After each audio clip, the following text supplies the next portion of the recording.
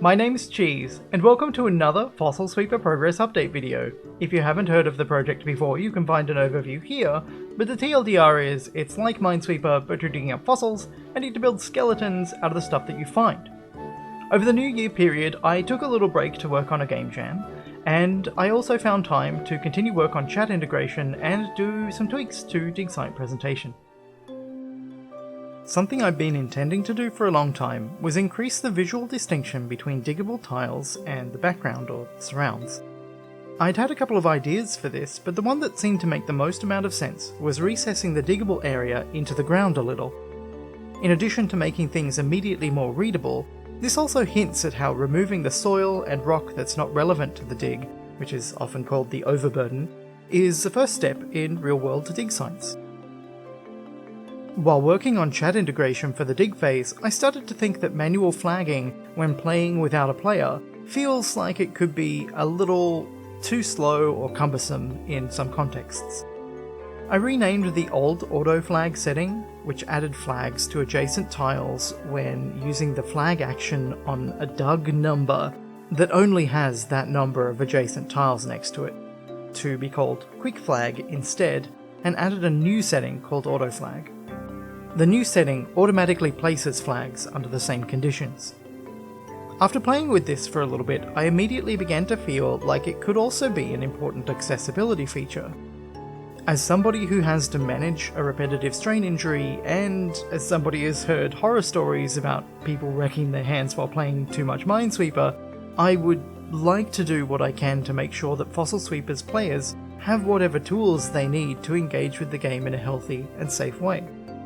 Initially, my plans were primarily focused on rebindable controls and play session length, prompts or limits, but thinking about how this new setting dramatically reduces the number of clicks needed to finish a level, I'm now open to this kind of gameplay modification as well.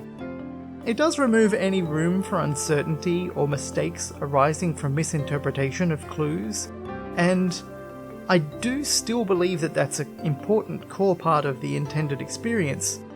But I also recognise that Minesweeper-style games can be and have been addictive for many people, and ignoring that feels reckless in a way that I'm not comfortable with. I still haven't worked out how I'm going to surface these kinds of accessibility features to new players, but I do want to make sure that they're not easy to miss or overlook for people who need them. While working on the new auto flag setting and reflecting on the flag mechanics for chat participants, I decided to separate unflagging out from the flag command and have an explicit unflag command. There can often be a delay between what a chat participant sees and what's actually happening in the game. When the flag command was acting as a toggle, a player could flag or unflag a tile before a chat command for the same action arrives or is seen, leading the queued chat command to unflag a tile or flag it unnecessarily. As much as I'd like to keep the number of commands as low as possible, avoiding ambiguity is important, and this is a better way to go. While working on the jam game I mentioned, called Wink Commander, I noticed a bug in the load og function I originally wrote for Hive Time and also use in Fossil Sweeper, which could prevent custom music from overriding built-in music in some situation. It's a little embarrassing to have a long-standing bug like that hiding in my games for half a decade, but I guess it happens. There are a few other bits and pieces that I'm planning to bring across into Fossil Sweeper. Using Wink Commander as a test bed for some of those things was one of the reasons I was willing to take the time to work on the game, but more on those aspects when I integrate them. After recording the last video, I realised that in spite of saying that the game was entirely navigable using chat commands, I hadn't actually added a command for progressing through the phase end screens. While implementing a continue command, it felt like it wasn't really enough. When playing normally, the phase end screen is intended to give a moment to reflect on the dig site or skeleton before moving on. For the context of chat gameplay, an opportunity for chat participants to put congratulatory messages on screen felt like a really good fit. Longer term, these will have some fancier presentation, but for now, it's just slapped some text down, which fades out as new ones are added. In the grand scheme of things, it's fluff and it doesn't feel like it'll mean much for the game as a whole, but there's something nice about giving a space for people to cut loose with expressing positivity. I'm looking forward to giving some GG commands when the game is released. Last but not least, I also added some temp UI for listing the available chat commands.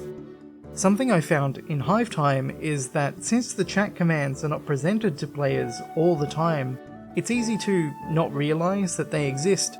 I have a help command that shows all the available commands, but without it being constantly on screen, it just sort of falls out of mind. I'm not sure what the presentation will end up looking like in Fossil Sweeper longer term, but I think that having at least the core commands for interacting with a gameplay phase is gonna be important. A very big thank you to the supporters going by on screen at the moment. Their support has helped me eat while making this game, and I am so very appreciative. A huge thanks also to Screen Tasmania, who supported this project with a small grant. Anyway, that's about it for today. If you'd like to keep track of development or try the playable prototype, you can find some links in the description. And if you're super keen to check out what we talked about here today, I make early test builds available to my supporters on Patreon. Thanks for watching, and goodbye!